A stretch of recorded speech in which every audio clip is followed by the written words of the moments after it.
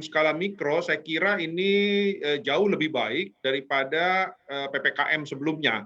Waktu itu awal tahun kan diberlakukan PPKM. Nah, pada saat pemberlakuan PPKM, tingkat kunjungan langsung drop, hanya tinggal tersisa sekitar 20% saja. Tetapi pada saat kemudian kan diberlakukan PPKM Mikro. Jadi pada saat pemberlakuan PPKM Mikro ini jauh lebih baik. Jadi tingkat kunjungan mulai merangkak naik lagi. Jadi sekarang ini kurang lebih sudah ada di bawah 50%. Jadi saya kira PPKM Mikro ini cukup efektif. Di satu sisi bisa mengurangi jumlah kasus positif, tapi di satu sisi juga perekonomian bisa bergerak. Beda dengan pada saat PPKM. Jadi saya rasa PPKM Mikro saat ini adalah strategi yang masih cukup tepat untuk mengatasi dua masalah tadi. Pertama adalah masalah jumlah kasus positif dan juga pergerakan ekonomi.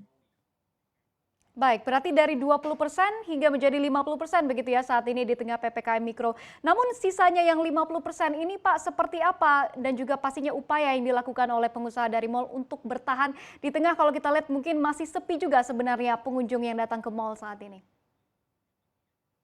Iya, memang betul. Jadi berdasarkan data Januari sampai dengan bulan Maret, jadi periode Januari-Maret 2021, memang ada peningkatan jumlah kunjungan, tetapi memang masih tetap berada di bawah 50% secara rata-rata nasional. Ya. Nah, kondisi ini kami memperkirakan akan masih terus berlangsung. Karena kenapa? Karena pemulihan tingkat kunjungan menuju normal itu baru akan terjadi pada saat vaksinasi untuk masyarakat umum mulai dilaksanakan.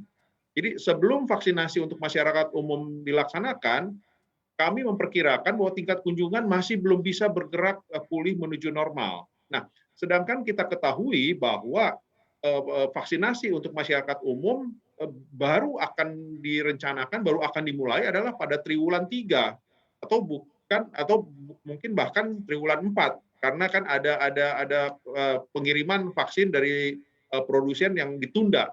Jadi saya kira kondisi berat ini masih akan terus berlangsung sampai dengan akhir tahun nanti. Nah, tidak ada jalan lain bagi pusat perbelanjaan saat ini hanya bisa melakukan efisiensi. Karena selain itu juga kan daya beli masyarakat itu kan masih dalam kondisi yang terpuruk juga, masih belum pulih juga. Jadi bagi pusat perbelanjaan tidak ada jalan lain, mereka terpaksa melakukan efisiensi. Tetapi yang jadi masalah, efisiensi ini kan sudah dilakukan hampir 1 tahun lebih, sudah memasuki bulan ke-14 bahkan. Nah, jadi sudah tidak ada lagi sebetulnya yang bisa dilakukan efisiensi. Sedangkan berdasarkan pengalaman selama ini, efisiensi itu maksimal hanya bisa dilakukan sebesar 30%. Jadi kondisi-kondisi ini yang menyulitkan di satu sisi tingkat belanja, tingkat daya beli masyarakat masih belum pulih. Nah, pusat perbelanjaan juga harus bisa memberikan kebijaksanaan, memberikan keringanan-keringanan kepada para penyewa. Ini juga yang menyebabkan sehingga pendapatan pusat perbelanjaan juga menjadi sangat kurang sekali.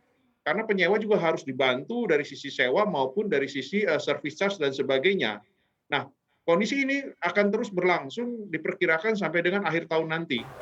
Nah, bagi Anda yang ingin mengikuti berita ekonomi dan juga bisnis, jangan lupa untuk install CNBC Indonesia di App Store dan juga di Play Store.